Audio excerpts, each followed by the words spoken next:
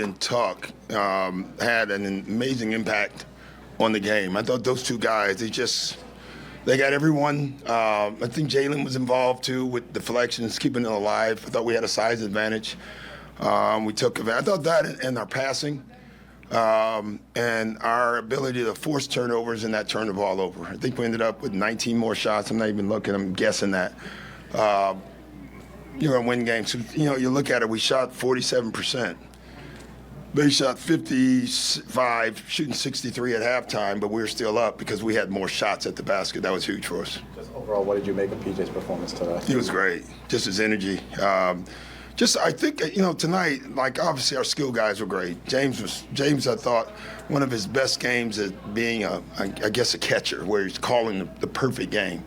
But I thought our energy guys played a big part in this game. DeAnthony Melton, Jalen, Paul Reed, Tuck. I thought those four guys, they had a huge imprint on why we won tonight.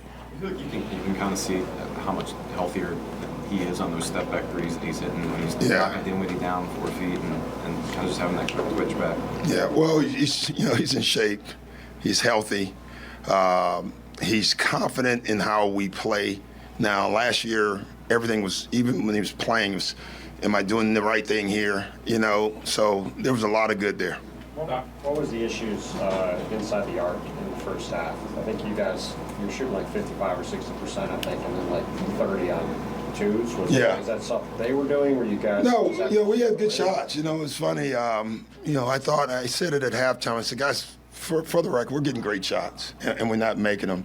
And that's okay, because that's going to happen. There's nothing you can do about that. You miss open shots. As a coach, you live with it. But you got to find a way on those nights to do something else to help win. And I thought it was the extra shots, then not turning the ball over and the forcing the turnovers. It also seemed like they thrown out, in particular, were selling out on Joel. Yeah. Was it great for you guys to have a few of those threes go down at the beginning to take advantage of Yeah, it always helps, but we weren't going to stop shooting them. We worked on it all week, and I give Joe credit, because I thought, especially early, he was really patient, and we sold that to him. You're going to end up with whatever amount of points, no matter what happens, and that happened. But when you start making everybody else better, and then we have James making everybody else better, it makes us a pretty good team. You did just talk about Brooklyn shooting 57%, shot 63% at halftime. So what do you think the issues were?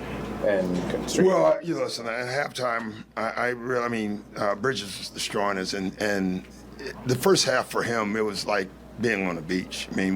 He just kept curling in the paint, wide open shots. Second half, we double teamed him a lot more. We got the ball out of his hands, and I thought that was effective. What about Tobias Harrison? You had Harrison at 20 points, you had Embiid, and you had Harden. Is that also a byproduct of Harden feeding everybody? Yeah. When Tobias is playing well, when George has points, it usually means the ball's moving. Tyrese too, in some ways. Tyrese can get his own, and so can Tobias, really. But I just thought it just showed that we were trusting the pass. We made a couple passes. A guy missed a shot, and we threw it right back to him. We got to keep doing that. That's our growth area, and we just got to keep doing it. Doc, a lot of times this year we've talked about teams beating you guys in the way you beat Brooklyn, the offensive rebounds, transition, things like that. I guess, what do you think was the difference today that you guys flipped that script on? Well, we talked about it all week. That helps. We did. We just thought there's some things that we can do. Every opponent is different.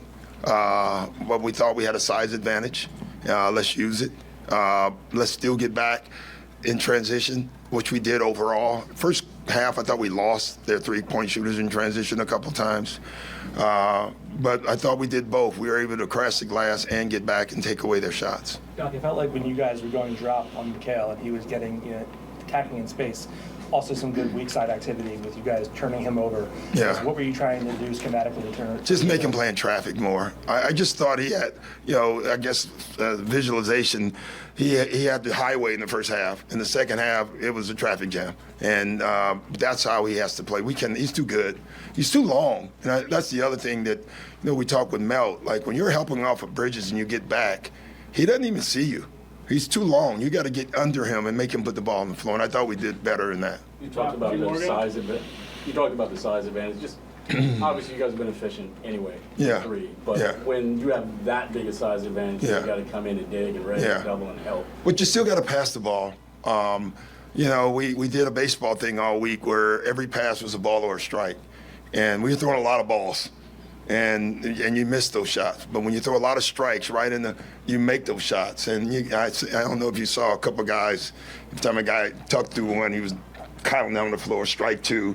You know, that's important for us to visualize. You know, on-target passes help. I thought we did that tonight. Doc, why do you think Joel has progressed so far in not just recognizing a double team, but recognizing what the immediate open passes or hockey assist is going to be? Yeah, that's a good question. Probably trust.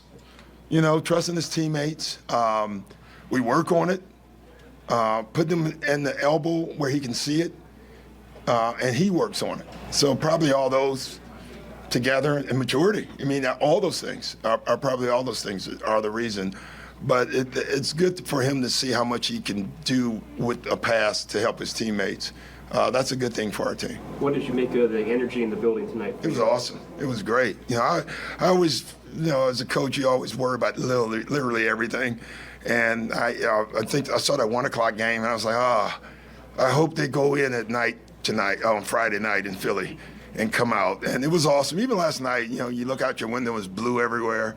It was really cool stuff, you know. And so they showed up. Whether they were out last night or not, they showed up, and that was good. Thanks, guys.